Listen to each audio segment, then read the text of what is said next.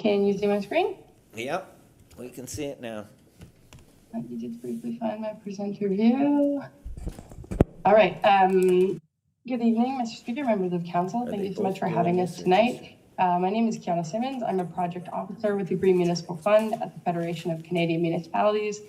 Today, I'm joined by my manager, Lindsay Telfer, manager of capacity development at the Green Municipal Fund. And we are here to present just an information package on the Partners for Climate Protection Program and answer some of the questions that council may have on this initiative. So what is the Partners for Climate Protection Program? We are a network of over 520 Canadian municipal governments. Our members have made a commitment to reduce greenhouse gas emissions and act on climate change in their municipalities. Our program provides a framework to guide municipalities through the 5 steps of implementing a local climate action plan, and I will tell you what those 5 steps are in just a moment. And our program is a partnership between the Federation of Canadian Municipalities and ICLEI Canada, FCM being the funder and the project manager, and ICLEI being sort of our technical experts who support municipalities in some of those more complicated questions on how to do what they're interested in doing. Our program was founded in 1994, so this is our 30th year working with municipalities. And I did provide the slides for council beforehand, so you should be able to watch this video, which is linked in the slides. I won't play it. It's sort of an overview of what the program is, but I'm going to get into that just in case you want to refer to it later. This is just a map of our reach. So the program has, again, I think we're at 523 municipalities at this time. We're in 13 provinces and territories, and the program, or the municipalities that are part of our program represent over 70% of the Canadian population. And this map is really just to illustrate that the Partners for Climate Protection Program is a national network and is a way of connecting municipalities across the country. So your municipality would have access to information and discussions with municipalities that are in BC and Alberta, in the prairies, on the coast. And so I mentioned before that we have a 5-step framework. So when municipalities join the Partners for Climate Protection Program, this is what they're signing on to receive our support in doing. And we provide recognition at each of these milestones as our members are going through the process. So the first milestone is creating a greenhouse gas emissions inventory. We have 2 streams in the program, the corporate stream, which looks at the municipality's emissions, and the community stream, which looks at the community as a whole. And so what you're doing in that first step is looking at where our greenhouse gas is being emitted in different actions being undertaken by your municipality or in your community, and quantifying them. And we provide tools and supports to help you do that. It is the most difficult step, and it tends to take the most time.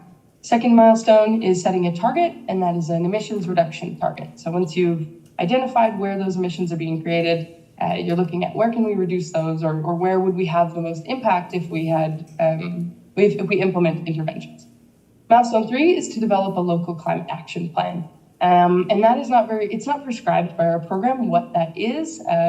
We let municipalities decide what are the priorities for them. And they will submit to us to show that they've done it. And once they've created that plan with whatever the priorities and the actions are for them, that's when we would provide recognition for milestone 3. Milestone 4 is the implementation of that plan. So initiating a tree planting program or initiating a composting program. Whatever is the priority for that municipality and how they put it into place is up to their discretion. But that's what milestone 4 consists of. And milestone 5 is monitoring the impact. So of the actions that you've identified in your climate action plan, once you've implemented them in milestone 4, what is the impact? Where are the emissions? What's happening? Are they being reduced? Are they changing? This is a step for municipalities to reflect on their actions and to see, what's actually working for you. And so our framework has been designed with support at every level, but also to be sort of redone. Once you have done your monitoring at milestone 5, you'd be welcome to use our support again and create an emissions inventory again and kind of look at what's happening in your municipality after you've taken which are actions you've chosen to take. So why join the Partners for Climate Protection program? We are a free membership. We don't provide funding. Often people ask, okay, well, is there money involved? No, we really just provide supports to municipalities to undertake the efforts that they are interested in undertaking. Our program is funded by the Federation of Canadian Municipalities, and this allows us to provide technical supports as well as different resources, different programming to our members at no cost to help them address their priorities. What are some of these technical tools and supports?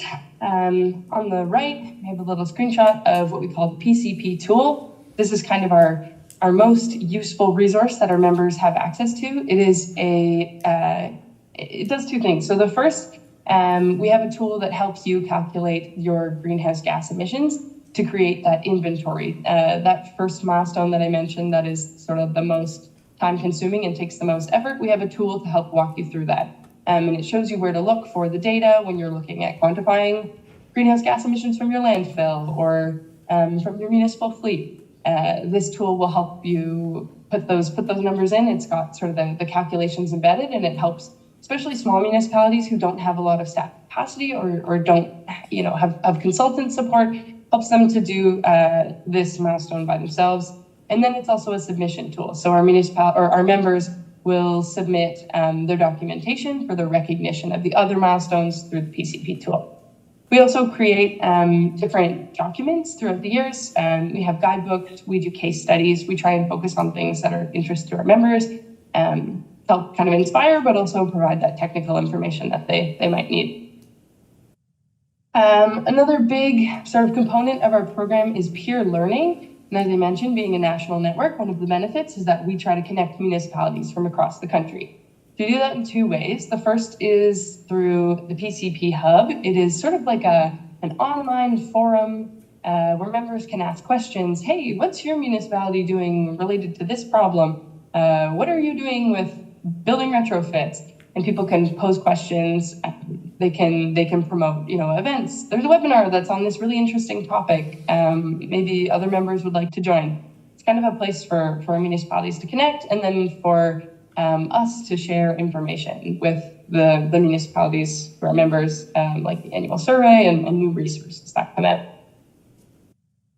And we also have a monthly community of practice. This is where our members can connect with each other via video. We have a 1-hour call once a month, and it's just a free and available time for members to ask questions. We always have an expert on hand, and sometimes we'll have different people from across the country who are working on innovative projects present on what they're working on.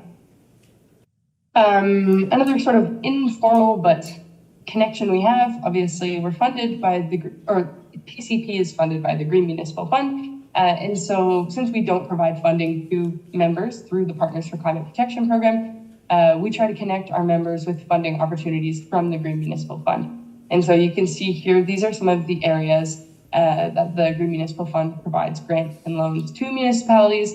And since we end up reviewing quite a lot of climate action plans, we might say, hey, you're looking at doing organic waste to energy. We actually have funding for that through the Green Municipal Fund. Let me put you in touch with someone. So we try to kind of make those connections for our members. And the Green Municipal Fund also has several resources, and we have courses, webinars, case studies, guidebooks, different capacity development resources that sort of go beyond what the Partners for Climate Protection cover. It goes into some different areas that our members find to be quite useful. Lastly, the PCP program provides recognition for the work that you're doing regarding climate action at every step of the way. So we have a digital badge program. We also will send letters and an official letter and an email every time that you achieve a milestone. We find that this is a great way for municipalities to be able to share the work they're doing on social media. And so we have like a press release template. We have badges that you can put on your website. It just helps you to promote what you're doing, because oftentimes municipalities are making impact or are doing a lot. And sometimes it's hard for constituents to necessarily know exactly what's going on. So this digital recognition is provided at every step. Yeah, that is my very brief overview of the program, 10 minutes. I'm happy to answer any questions, and Lindsay is here to help with that as well. And thank you very much for listening. Thank you so much, Kiana, and I'll open the floor for our council for questions to the presenter. Questions? Go ahead, Councillor DeRose. Yeah, first of all, if you go to your third page, I watched that YouTube video, and I just need an explanation. If you can go to your third page and play that YouTube video. At the 29-second mark, it speaks of municipalities have influence over 50% of greenhouse gas emissions. Could you just explain that?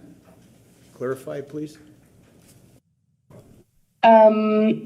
Yes, I guess we have seen, working with our members, that a lot of municipalities are passionate sort of about, the greenhouse gas emissions emitted from sort of the community and the municipal body, and different incentives can be put in place that can sort of support people in making green transitions. Again, through our program, it's kind of up to members to decide what their priorities are. But we have lots of municipalities that have sort of, through the program, made different investments and had greenhouse gas reductions in different sectors. And it's, I guess, not necessarily a specific example there, but we've seen kind of across the program, people have different priorities and are able to achieve reductions working through the program. I still don't have it explained, but we'll go to the next question. Have any communities reached all 5 steps? Yes. Can you name a few? Yes, the city of Kitchener, Markham, we celebrated them last year at our Sustainable Communities Conference. I don't have a ton off the top of my head, a lot of sort of the big cities. I think the city of Toronto was the first city to complete the program. We tend to have about 5 or 6 municipalities. I think we had 8 last year who achieved milestone 5. Thank you. I'd like to quantify things when I'm asked to spend taxpayers' money. Can you quantify how much? First of all, can you give me any? So the ones that reached all 5 steps, do you have a rough idea of what they spent doing it internally? No, participating in the program doesn't cost any money. It's really hard to say what a municipality would spend in implementing the actions that they've chosen to put in their local climate action plan. I think that would be something that would need to sort of be a discussion between a municipality and themselves, but we don't deal with money actually at all. Yeah, just to let you know, staff time is considered taxpayers' money, but we'll move on. Can you quantify how much greenhouse gases have been reduced with the communities that have participated? Again, it would depend on the municipality. They would provide that in sort of their final milestone 5 report. I don't have one handy right now, but generally we do see reductions at the end of the program. Or once a municipality has gone through all 5 milestones. Implementing and running environmental programs can be resource intensive. Can you provide details on the staff time required to manage ICLEI's initiatives, including the resource needed, associated fees, and any hidden costs that municipalities might incur? I'm not sure what ICLEI's initiatives refers to. The Partners for Climate Protection Program is meant to act as a program to support staff with low capacity. So we will provide sort of free technical support and resources to staff, as well as to connect them with sort of practical examples and templates that they might be able to use in order to sort of lighten the burden as they work through the 5 milestones. So how are these costs justified and communicated to the stakeholders involved? Because when we asked our staff, they have no idea how much this is gonna cost. The program doesn't cost any money, but I think, again, as a municipality identifies their priorities, sometimes we find that things that you might already be working on are opportunities to mitigate greenhouse gas emissions, and they can fit into work you're already doing. And again, we try to provide those opportunities to connect through the Green Municipal Fund to help sort of support initiatives that generally contribute to your greenhouse gas reductions. Thank you. Counselor, Economics. Pardon? You're on your last question because you're running out of time. Last 5 minutes. question, Mr. Mayor? I have a whole bunch. Economic sustainability is as important as environmental sustainability. How does ICLEI address concerns about the economic impact of its initiatives on local communities, particularly regarding the financial burden on property taxes? I can't speak to ICLEI. I work for the Federation of Canadian Municipalities. Okay, then just replace the word ICLEI with who you work for. I can repeat the question. I'm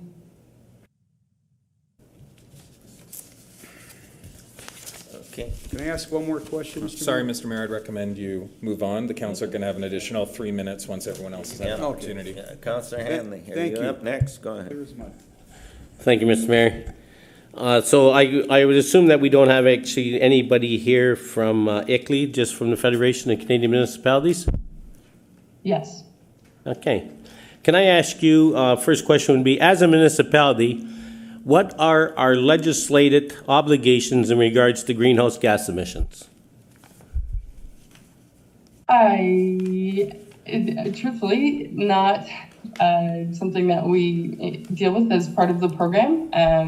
Again, this is like an optional program to join, and we just provide supports to municipalities upon request. So there's no sort of legislative or obligatory component in this program. So there's nothing in law that says that we have to do it. Thank you very much. Second up, could you explain how is it that you measure the amount of greenhouse gas emissions going into the atmosphere from municipal facilities? We ask the municipalities to create a greenhouse gas emissions inventory, and some of the documentation on our website for the sort of milestone 1 submissions would help provide information on the methodology. And so each municipality kind of can do it their own way. Okay, thank you. I appreciate that. Would that be in accordance with the Green Energy Act of 2009 and updated in 2019 in regards to municipalities' obligations? I'm really not sure about that question. Okay, thank you very much. I'm going to go on, seeing that you represent the Federation of Canadian Municipalities.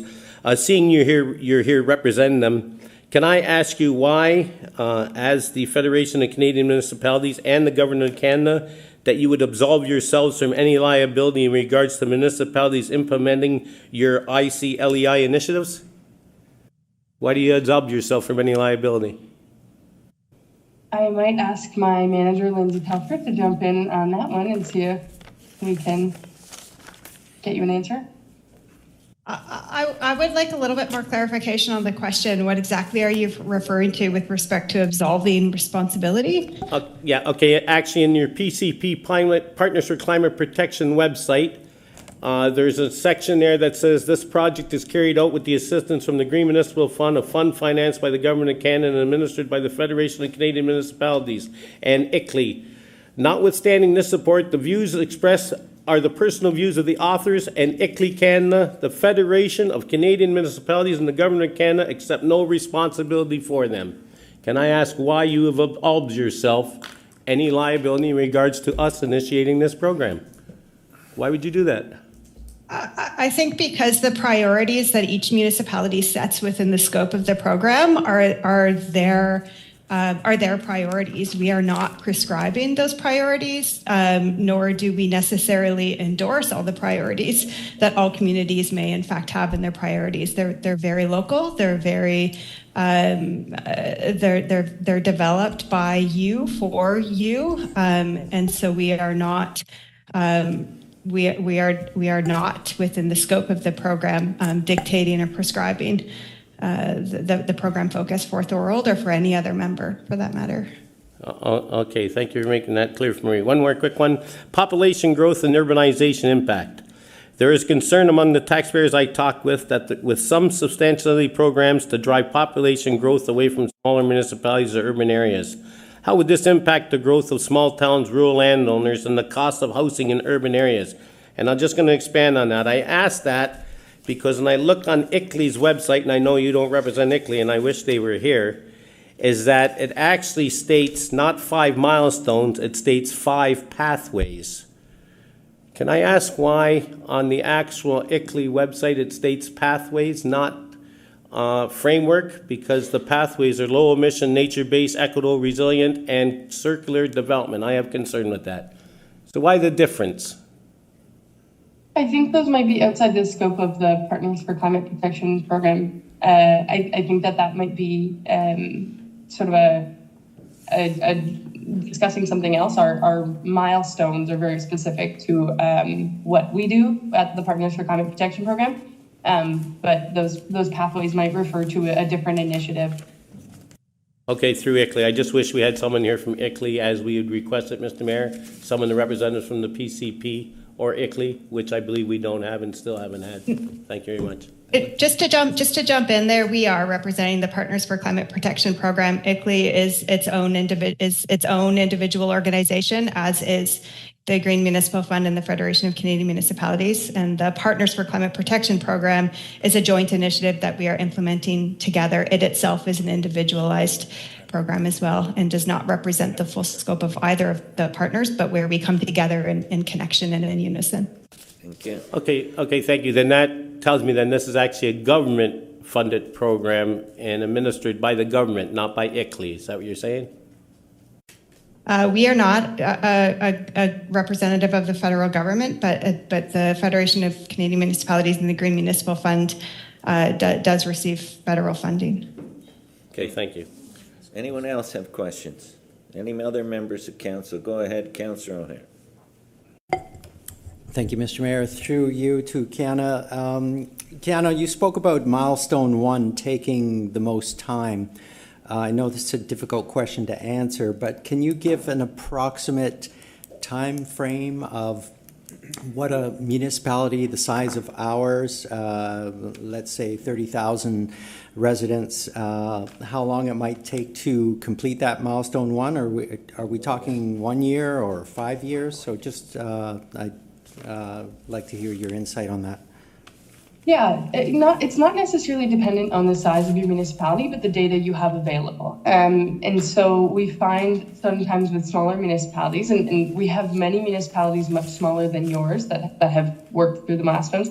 It really depends on, how much time staff have to get that data, and then if that data is readily available, if sort of the bodies that they're working with to get that data cooperate. Sometimes you can complete that milestone within several months. Sometimes municipalities will join the program and they'll start accessing the resources and they'll take their time and they won't complete it for a couple of years. Again, we don't necessarily push municipalities to get it done, but it's something that once you've sort of found the data, putting it in the calculator, it doesn't take a whole lot of time to do, but to contact the people and get the right information really depends on sort of the quality or the sources of your data and the connections that you have to the different departments that you might need that information from.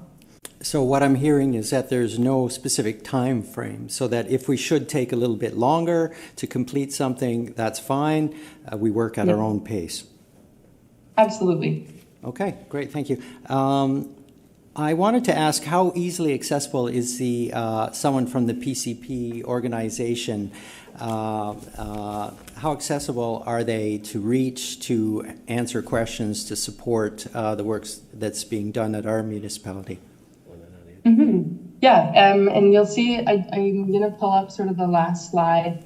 We have a Partners for Climate Protection program email, which I check every day. So we are reachable every day. Again, we have those monthly calls where we can have those open discussions once a month. And I had a member email today asking if she could have an information meeting because she's the only person working on climate change initiatives at her municipality. And we booked the meeting for Friday. So generally speaking, our turnaround time and to access someone from the secretary is quite quick. Great, thank you. Do you ever make personal visits to meet with staff and work even closer? Not necessarily. We'll do these council presentations. That's sort of the travel that we get up to, but we don't go to the municipalities. We work with them digitally, given that we're a national network, and we're sort of federally funded. We're not traveling. We're using our money to create resources to support our members. Okay. Can you tell me, of the two categories, community and corporate, can you generalize and say which one is a little bit easier to complete or perhaps may cost more? Is there one over the other? I would say that a lot of municipalities start with corporate because quantifying sort of that information is a little bit easier. You have your contacts at City Hall and you know sort of what is happening in your municipality. When you're looking at the community stream, your scope gets a little broader, and right, different municipalities have different industries, have different natural resources. So it kind of differs, but usually municipalities will start with the corporate stream, and oftentimes they will do the corporate stream at the same time as the community and sort of work through both milestones. But I do see corporate sort of more often than community. So you can complete the corporate before you even tackle the community? Yes, you could finish the corporate and start the community years later. You could complete them at the same time. We don't necessarily push for either order. We just support you in whatever you're undertaking at this time. Mm-hmm. All right, you spoke of some grants that were available that covered certain initiatives. Do you know of any grants that immediately can be accessed to implement phase one, or is that not an area where grants can be utilized? So step one is creating that emissions inventory. It's a good question. We don't provide funding through the Partners for Climate Protection program, so it's a little bit more of a Green Municipal Fund program, but the tool that we have created is designed so that it's sort of easier for you to complete that step, and we have resources available. We also will offer technical expert time to help walk you through that if need be. So I don't think that we necessarily have money out for it, but we do have support in other fashions. Okay, thank you very much. That's everything. Anyone else with questions? Is there any other councillor that has questions? Go ahead, councillor. Through you, Mr. Mayor, just a few more questions. Are you able to tell us how much carbon dioxide is in the Earth's atmosphere? Not at this current moment. Yeah. I'm a teacher and I like numbers, so I'm calling this carbon dioxide by numbers.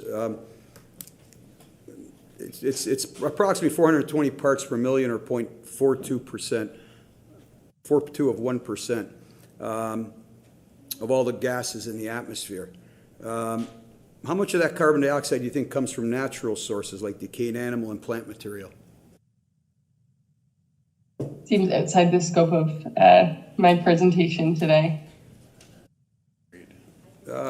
Just to let you know, it's 97%. Councillor, what further questions do you have? Well, they should be knowledgeable about this, Mr. Mayor. If they're pushing this stuff on us, they should be knowledgeable about this. I shouldn't have to research it and learn, Mr. Mayor. So 3% so basically, that means the world's 8 billion people produce only 3% of all carbon dioxide in the atmosphere. Is that correct? Mr. Mayor, point of order. I don't think we're here for a science lesson. He's asking questions, I'm asking Mr. Mayor, questions. point of order. I'm just gonna, do our presenters have an answer for that, or are we moving on? I would only recommend that council look to the International Panel on Climate Change online. Has a wealth of resources and information should you wish to look at the global consensus on climate science at the present moment. And I'm sure they have representatives and Canadian representatives who might be willing to come to council and share their thoughts on the state of science. Do you know who funds them? I didn't think so. Thank you. Okay, are you done? Okay, Councillor Hanley, go ahead. Yes, Mr. Mayor. I just wanted to ask a question. I was going to hold off on it. In regards to, now that we've gone here, because it's you don't work for ICLEI, you work for the Federation of Canadian Municipalities. And do you believe that a non-governmental organization's agenda should be part of a municipal council council mandate? And I ask that because ICLEI themselves, if I could just find here, I apologize in regards to it because I have to go on my phone and get it up. But there's a local agenda 21 planning guide. And I just want to ask, is that what ICLEI follows in regards to it? Because I was doing some research, again, as I concur with Councillor DeRose, we should be having individuals here that can answer our questions, which hasn't been the case here tonight. But there's a local agenda 21 planning guide, and that's actually an ICLEI documentation. So I ask, do you believe that a non-government organization's agenda should be part of a municipal councillor's mandate? Because that's what this is. This is pushing Agenda 21. I got the literature right here from ICLEI.